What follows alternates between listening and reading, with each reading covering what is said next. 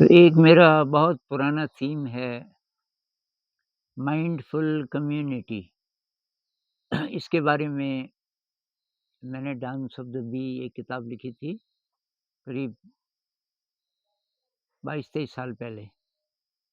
उसमें इसका ज़िक्र किया था विस्तार से कि माइंडफुल कम्युनिटी जिसको बुद्ध संघ कहते हैं। संघ मतलब अकेले-अकेले जब आप ध्यान कर रहे हैं तो सपोर्ट नहीं होता और लोगों का। तो अगर ज़्यादा लोग एक साथ रह रहे हों, सभी अध्यात्म में आगे बढ़ रहे हों, तो वो एक-दूसरे की मदद करते हैं बिना बोले। उनकी जो प्रेज़ेंस है, वो एक-दूसरे को सपोर्ट करती है। तो जहाँ-जहाँ ज़्यादा लोग साथ रहते हैं, जैसे ऑफ़िस है, स्कूल है, अ, और सबसे ज़्यादा परिवार। अ, क्योंकि बहुत ज़्यादा हमारी जो ट्रेनिंग है, हमारे जो शुरुआती संस्कार पड़ते हैं, जो कि हमेशा चलते हैं हमारे साथ, तो वो परिवार में पड़ते हैं। वो ये कहानी है कि एक औरत एक संत के पास गई और ये हाल ही की बात होगी, जब ये स्कूल वगैरह शुरू हो गए थे, कई प्रकार के स्कूल। तो किसी किसी यूरोपियन देश की कहानी है कि एक महिला संत के पास गई। लोग जाते थे उनके पास सलाह लेने। कहने लगी कि मैं अपने बेटे को ना कैसे स्कूल में भर्ती करूँ? कई प्रकार के स्कूल हैं यहाँ इस शहर में। तो संत ने पूछा कि आपका बच्चा कब होगा पैदा? उसको बहुत हैरानी हुई कि पैदा वो तो 5 साल का है। संत ने कहा फिर तो उसकी शिक्षा पूरी हो गई, अब फ़र्क नहीं पड़ता, अब आप किसी में भी भेज दो। तो हो सकता है थोड़ी-सी अतिशयोक्ति हो, लेकिन ये संत बोलना क्या चाह रहे हैं कि 5 साल तक जो संस्कार पड़ते हैं अ, बच्चे के मन में शुरू के 5 साल में परिवार से, तो उनका असर बहुत ज़्यादा गहरा होता है। अब उनको भी वो अगर गड़बड़ संस्कार पड़ गए तो उनको दूर करने के लिए क्या किया जाए? डांस ऑफ द बी में मैंने इसका भी ज़िक्र किया है कि अब हम वयस्क हो गए, 18-19 साल के हो गए और जितना शरीर की ग्रोथ जितनी होनी थी हो गई और ब्रेन की जितना डेवलपमेंट होना था वो भी हो गया। लेकिन जो गड़बड़ संस्कार हैं वो तो रह गए। कोई चांस है क्या ठीक होने का? तो उसमें मैंने ये बात की है कि है, और वो है मेडिटेशन। और इसका पता पहले था नहीं। 90 के दशक से पहले अ, विज्ञान को तो ज़्यादा पता इस बारे में था नहीं कि क्या-क्या चेंजेज़ आते हैं ब्रेन में। 90 के दशक के बाद ये बात पता चली। तो ख़ैर सबसे ज़्यादा महत्वपूर्ण फिर हो जाता है परिवार, क्योंकि हर बच्चा जब जन्म लेता है तो उसके पहले जो टीचर हैं, वो माता-पिता और बाकी जो लोग हैं परिवार में। तो क्या हम परिवार को एक माइंडफुल कम्युनिटी बना सकते हैं? और इस पर अगर हम काम करने लग जाएँ, जिन-जिन को ये मैसेज समझ आता है, और ख़ासकर जो लोग आध्यात्मिक यात्रा पर हैं, क्या हम परिवार को ऐसी जगह बना सकते हैं जहाँ की कोई भी आ जाए, वो आसानी से ध्यान में जा सके, ऐसा वातावरण हमने बना दिया। तो क्योंकि ये नहीं होगा तो तब हम फिर और जगह ही ढूँढते रहेंगे। लोग बोलते हैं कि भई वो ध्यान केंद्र में जाना जाना पड़ेगा और 10 दिन का कोर्स करके आए थे, थोड़े दिन तो ठीक रहा, उसके बाद फिर परिवार में रहते-रहते वो ख़त्म हो जाता है असर 1-2 महीने में। तो परिवार में कैसे करके तो देखना पड़ेगा कि हम पहले जितने लोग हैं परिवार में, हम कंफर्टेबल हैं, कोई बड़ा इश्यू तो नहीं है, कोई प्रॉब्लम तो नहीं है। तो एक परिवार की कहानी है, ऐसे बहुत सारे परिवार होंगे वैसे। एक परिवार की ऐसी कहानी है कि पति-पत्नी थे, छोटा परिवार, बस पति-पत्नी और उनके 2 बच्चे भी हो गए। वो और ठीक-ठाक चल रहा था और पत्नी पहली पत्नी की जॉब थी, फिर पत्नी ने जॉब तो छोड़ दी थी, लेकिन सब काम ठीक चल रहा था और ये 2 बच्चे हो गए थे और शादी को जब 6-7 साल हो गए, तब पति को पता चला कि पत्नी के कुछ दिन अपने बॉस के साथ जब वो जॉब करती थी शारीरिक संबंध थे और बस पति की तो हालत खराब हो गई। फिर उन्होंने पूछ ही दिया पत्नी को कि भाई मुझे कहीं से ऐसा पता चला, क्या ये सही है? तो पत्नी ने सच बता दिया कि बात सही है, इसीलिए मैंने जॉब छोड़ी भी। जो बॉस था अ, उससे थोड़ा दोस्ती हो गई थी और मुझे पता नहीं चला कि ये दोस्ती किधर जा रही है और थोड़ा-सा मैं भी फिसल गई और जब मुझे लगा कि ये तो गलत तरफ में चली गई, तो मैंने जॉब छोड़ दी। तो पति ने बोला, "तूने मुझे बताया क्यों नहीं?" उसने कहा कि, "मैं बताती तो आप बर्दाश्त कर पाते?" उसने कहा, "लेकिन कर पाता चाहे नहीं कर पाता।" तो उसने कहा, "अभी भी आपको पता तो चल गया, तो अब आप क्या बोल रहे हो? क्योंकि मुझे तो आपसे तो प्यार है।" कि प्यार है तो ऐसा कैसे हो गया? उसने कहा, "ये एक्सीडेंट था, गलती हो जाती है इंसान से।" लेकिन उनके संबंध गड़बड़ा गए तब से और क्योंकि बच्चे भी थे, तो बच्चों के कारण वो ये भी नहीं सोच पाए कि डिवोर्स ले लें, अलग हो जाएँ। अ, साथ भी रह रहे हैं और अभी पिछले करीब 4-5 सालों से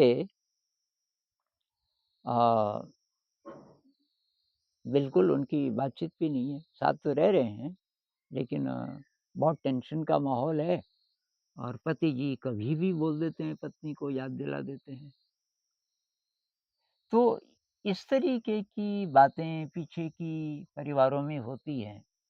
हम जो बोल रहे हैं माइंड फील्ड बनाओ, तो उसमें ये बाधाएँ हैं। पीछे के जो इश्यूज़ हैं वो रिज़ॉल्व होने बहुत ज़रूरी हैं, चाहे ये हो, कहीं कुछ और है, कहीं कुछ और है। एक भाई साहब मुझे बता रहे थे कि 20 साल हो गए, 20 साल पहले कोई घटना हुई थी, उन्होंने बताया नहीं क्या हुई थी, लेकिन उसके कारण अभी भी झगड़ा हो जाता है। तो फिर ऐसे तो ज़िंदगी खत्म हो जाएगी। अब ये जो मैंने अभी केस बताया इसमें क्या करना चाहिए?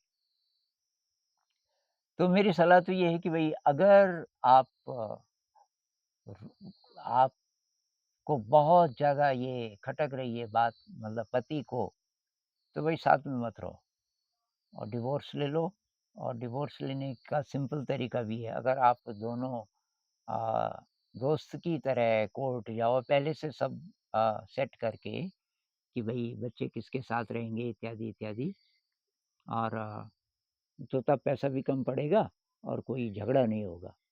झगड़ा तब होता है जब आपके मत अलग-अलग होते हैं तब तब बहुत ज़्यादा पैसा भी खर्च होता है, बहुत टाइम भी लगता है। अब आप बोलोगे कि बच्चे हैं, तो अलग हो जाएँगे तो बच्चों के लिए अच्छा है, बिल्कुल अच्छा है। पति-पत्नी साथ रहें और झगड़ा करते रहें रोज़-रोज़, उस माहौल में जो बच्चे पैदा हो र मतलब बड़े हो रहे हैं, उनके अंदर ये गड़बड़ संस्कार जा रहा है लगातार रोज़-रोज़। तो आप ज़हर खुद भी पी रहे हैं रोज़ और उनको भी पिला रहे हैं बच्चों को। इससे अच्छा ये होगा कि आप अलग हो जाओ। अब जो दूसरी अप्रोच है उसके लिए बहुत ज़्यादा अगर आप आध्यात्मिक हैं, पति जी बहुत ज़्यादा सुलझे हुए दिमाग के हैं, तो तब दूसरी अप्रोच ये है कि जो हुआ उसको भूल जाओ। क्योंकि पत्नी ने जो गुनाह किया आपकी नज़र में, जिसको बुद्धिज़्म में अकुशल कर्म कहते हैं, अकुशल कर्म। लेकिन उतना ही बड़ा अकुशल कर्म शायद उससे भी ज़्यादा ये है कि जो पति जी बार-बार याद दिलाते हैं पत्नी को, कि तूने ऐसा किया।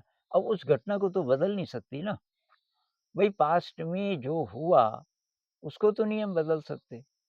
अब जो हमारे हाथ में है, अब कैसे रहना है, वो तो हम कर सकते हैं। पीछे जो घटना हो गई, पास्ट को कौन बदल सकता है? अब आप बार-बार वही याद दिलाओगे, जिसको पत्नी बदल नहीं सकती, तो ये तो भई और भी बड़ा दुष्कर्म है। क्योंकि ये ऐसा दुष्कर्म आप कर रहे हो, एक तो ताज़ा रख रहे हो उसको, जो गड़बड़ उसने की, उसको ख़त्म करने की बजाय उसको आप तो ऐसे मुझे केसेस और मिले हैं जिन्होंने पीछे का माफ़ कर दिया। दोनों तरफ से मतलब कुछ केसेस ऐसे कि पति से कोई गलती हुई थी, कुछ केसेस ऐसे कि पत्नी से हुई थी और तो कुछ दिन टेंशन रहा लेकिन फाइनली ये इन सभी केसेस में एक व्यक्ति उन दोनों में से ये आध्यात्मिक वाला अगर हो, तो बहुत आसान हो जाता है। तो ये पति जी अगर ये सोचें पता नहीं कितने-कितने दुष्कर्म हमने किए होंगे, कितने-कितने जन्मों में। अब अभी आपको लगता है कि आप ठीक हो, पति जी को लगता है कि मैं तो ठीक-ठाक हूँ। हो सकता है आपके भी बहुत सारे दुष्कर्म हों ज़िंदगी के जो पत्नी को नहीं पता और अगर आप बता दें, इस तरीके के नहीं तो किसी और तरीके के, दुष्कर्म तो हुए होंगे ना बहुत प्रकार के। तो दुष्कर्म या पाप कर्म हिंदुइज़्म में किसको कहते हैं? ये जो सारी चीज़ें हैं, लालच है, ईर्ष्या है, अ, घमंड है, अ, ये हिंसा है, अ, ये सारे हैं, ये सारे हैं। इनमें अलग से ये मेंशन नहीं किया जाता कि जो सेक्सुअल मिसकंडक्ट वगैरह, इसके लिए अलग टर्म नहीं है, ये इसी में आ जाते हैं। काम, क्रोध, लोभ, मोह इत्यादि, इत्यादि, अहंकार। तो इस बहुत सिंपल है। अगर हम कहें कि भई इंसान एक नदी की तरह है, तो कहते हैं ना कि एक नदी को आप 2 बार पार नहीं कर सकते, क्योंकि दूसरी बार जब आप पार करने चले तो पानी तो बह गया, ऐसे ही हम भी हैं। हम अगर मन में पकड़ के न रखें अ, किसी भी पुरानी चीज़ को मन में पकड़ के न रखें और उसको जाने दें, जो हुआ वो ख़त्म, जो पास्ट है फिनिश्ड। अब हम सही ढंग से ज़िंदगी जिएँ इस पल से। अगर ऐसी हमारी अप्रोच बन जाए, तो फिर क्या होगा? पीछे के जितने कॉन्फ्लिक्ट्स हैं, वो सब रिज़ॉल्व हो सकते हैं। अब पीछे का कुछ नहीं बचा, क्लीन। जितनी बार पीछे की कोई चीज़ आए, फिर मन में ध्यान करो, ध्यान करके उसको फिर ख़त्म कर दो। ये अगर आप कर पाए, तो आपका जो इवोल्यूशन होगा, वो बहुत ज़्यादा होगा क्योंकि ये बहुत बड़ी बात होगी। ये एक तो आप दूसरे इंसान की मदद कर रहे हो, दूसरे इंसान के मन में जैसे कि इस मामले में जो पत्नी है, पत्नी के मन में और आप याद भी दिलाते रहते हो बार-बार, तो पत्नी के मन में अपने प्रति जो ग्लानि होगी, जो अपराध का भाव होगा, वो ख़त्म हो जाएगा। अगर आप उसे क्षमा कर दो, तो आपने दूसरे इंसान की भी मदद कर दी। अब अगर आप बोलो, आपके मन में ये है कि नहीं जी उसका तो वो एक बार फिसली फिर भी तो फिसल सकती है। भई कोई बात नहीं है वो उसको छोड़ो आप। फिर भी उसको कहीं गिरना होगा, कोई दुष्कर्म करना होगा, तो उसकी ज़िंदगी अलग है। आप चाहो आप चाहो तो खुद ठीक रह सकते हो। अगर आप खुद ठीक हो, खुद आप इवॉल्व हो रहे हो, तो मेरे ख़्याल से अ, पत्नी फिर एक तो आप ही के साथ रहना चाहेगी और बहुत आभार महसूस करेगी, बहुत ग्रेटफुल कि भई आपने उसकी मदद की। और उसकी भी हेल्प फिर कैसे होगी? अगर आपको ऐसा लगता भी है कि उसमें कोई वीकनेस है, तो उसमें आप मदद कैसे कर पाओगे? अगर आप क्षमा कर दो और अध्यात्म के रास्ते पे आगे बढ़ना शुरू कर दो। तो इसमें एक कहानी मैंने कुछ दिन पहले सुनाई थी, किसी और परिवार की। ये बात गुजरात की है, किसी शहर की। और उसमें पति-पत्नी के बीच, उनकी उम्र काफ़ी हो गई थी, लेकिन उनके बीच खटपट हुई और उसमें ऐसा ही कुछ कारण था कि क्या था, लेकिन पति जी घर छोड़ के चले गए थे, काफ़ी बुज़ुर्ग थे। और वो शायद उन्हीं से कोई गलती हुई होगी, तो काफ़ी सालों से अलग रह रहे थे। और तो इधर 3 बेटे थे, 2 की शादी हो गई थी। तो उनमें से एक जो सबसे छोटा है, वो परिवार में आता ही नहीं था, वो बहुत पहले भी हॉस्टल में रहता था। और जब वो हॉस्टल में रहता था, अभी पढ़ ही रहा था, शायद पिताजी तब अलग हो गए थे परिवार से। और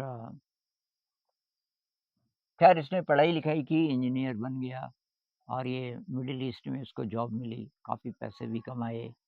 अभी शादी नहीं हुई थी, पर उसको बहुत ज़्यादा डिप्रेशन होने लगा, उसको लगा कि ज़िंदगी मीनिंगलेस है, घर वो जाता नहीं था। तो कहीं से उसको कोई प्रेम का स्पर्श भी अभी तक नहीं मिल पा रहा था, कोई अपना तो कोई था नहीं। और क्योंकि परिवार में तो झगड़ा ही होता रहता था, जब उसको जितनी याद थी पहले की, तो उसके बाद वो गया ही नहीं। और वो पिताजी से उसकी दोस्ती भी थी, अब पिताजी घर में थे नहीं। तो किसी ने उसको सजेस्ट किया कि यार तू ये एक 10 दिन का मेडिटेशन कर ले, विपस्सना। तो उसको विश्वास तो था नहीं, उसने कहा यार ये मेडिटेशन वगैरह पे तो मेरा कोई विश्वास नहीं। उसने कहा थेरेपी के तौर पे कर ले, 10 दिन की थेरेपी, जैसे लोग नेचुरोपैथी करते हैं, क्योंकि इससे असर पड़ेगा तेरे पे। उसने कहा चल तो तू कहता है। तो उसने 10 दिन का ध्यान किया, शायद इगतपुरी से, ये गोयनका जी वाला ध्यान विपस्सना, और उसकी ज़िंदगी बदल गई। उस 10 दिन ने पूरा उसका जीवन, पूरा उसका सोच ही बदल दिया। अब उसने फैसला किया कि मैं वहीं जाऊँगा, अपने घर जाता हूँ। घर गया तो बहुत साल बाद तो घर आया था, तो मम्मी और बड़ी भाभी, छोटी भाभी बहुत ज़्यादा उसको प्यार करते थे। अब वो वही नहीं आता था घर।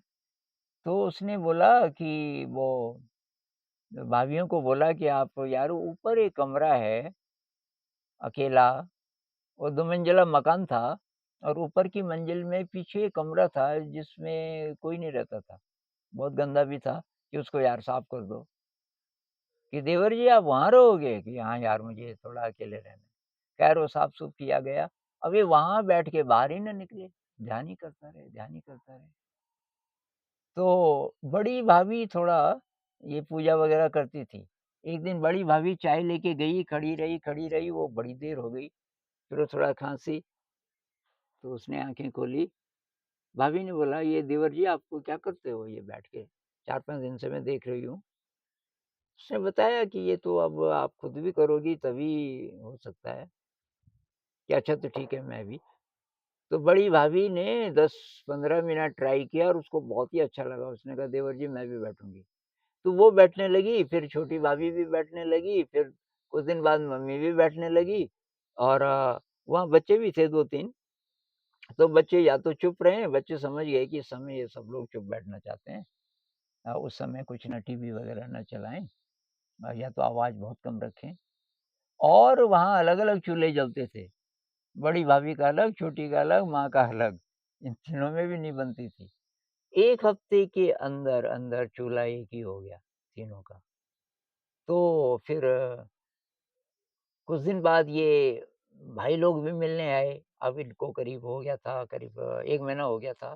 तो छोटा भाई आया, 1 आध हफ्ते बाद बड़ा भाई भी आया। और वो भी फिर बैठने लग गए। शाम की सिटिंग में तो सब बैठ ही जाते थे, शाम को एक सिटिंग करते थे सोने से पहले। सुबह की सिटिंग में कोई आ पाता था, कोई नहीं। अब साहब ये जो बूढ़े जी थे, बूढ़े जी को खबर मिली कि मेरा छोटा बेटा आया हुआ है। छोटे बेटे को बहुत प्यार भी करते थे, तो उनसे रहा नहीं गया। तो बहुत डरते-डरते आए कि अब बुढ़िया पता नहीं अंदर आने देती है कि नहीं, क्योंकि बुढ़िया बहुत जल्लाद किस्म की थी उनके लिए। तो बाहर वो लकड़ी के गेट पे थोड़ा खड़े रहे। अब बुढ़िया की नज़र पड़ी पहले, अब बुढ़िया थोड़ा मुस्कुरा गई, "आइए, आइए" की। तो बूढ़े को थोड़ा-सा अच्छा लगा कि ये तो आइए बोल रही है।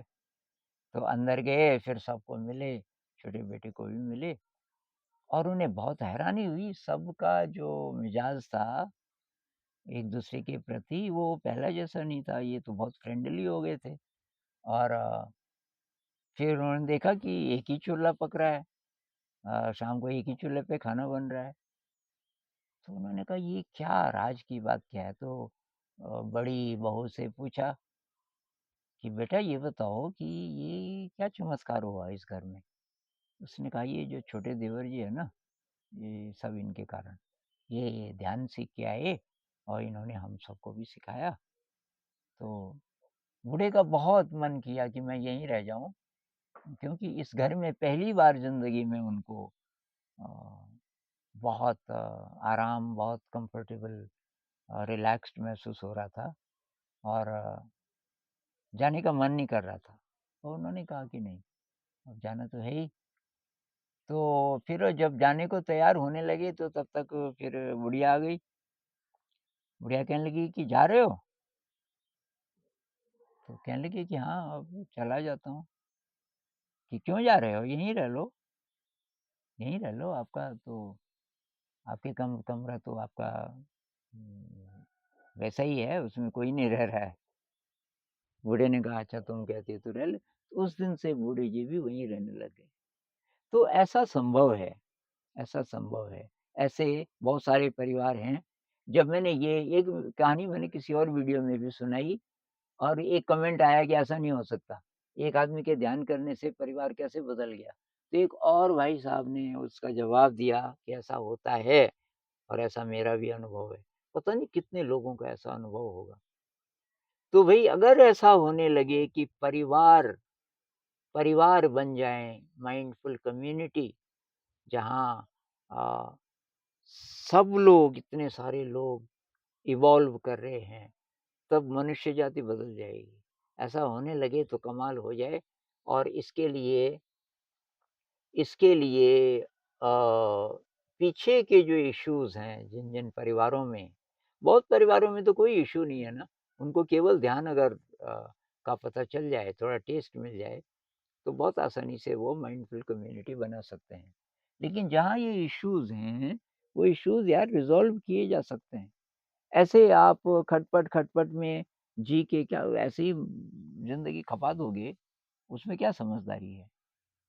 तो मुश्किल तो है, कोई आपके आपके दिल में कोई लगी हुई है बात कि किसी ने धोखा दिया तो किसी ने चीट किया आपको, तो मुश्किल तो है, लेकिन आध्यात्मिक यात्रा में अगर आप हैं, तो मुश्किल नहीं है और पिछला जो भी है गड़बड़, उसको भूल जाओ, वो तो दिमाग में है ना अब तो केवल। आप मन को बदल दो आप, पास्ट मेमोरीज़ को ट्रांसेंड करना है, यही तो मेडिटेशन है। पीछे के जो हर्ट्स हैं, पीछे की यादें हैं, कैसे भी प्रकार के थॉट्स हैं, हम उनसे परे जाना चाहते हैं ना ध्यान में। और थॉट्स कहाँ से आते हैं? मेमोरी से आते हैं। तो ये जो बहुत ज़्यादा नेगेटिव इमोशन से लोडेड थॉट्स हैं, वो बहुत एनर्जी खत्म कर रहे हैं आपकी और बड़ी बीमारी भी लग सकती है। लगातार आप गड़बड़ महसूस करोगे, बड़ी बीमारी भी लग सकती है। तो अपने को भी ठीक रखने के लिए अच्छा परिवार बनाने के लिए, अच्छी दुनिया बनाने के लिए बहुत ज़रूरी है कि हम आध्यात्म की यात्रा शुरू करें और अपने परिवार को एक माइंडफुल कम्युनिटी बना दें, तो तब बात ही क्या है।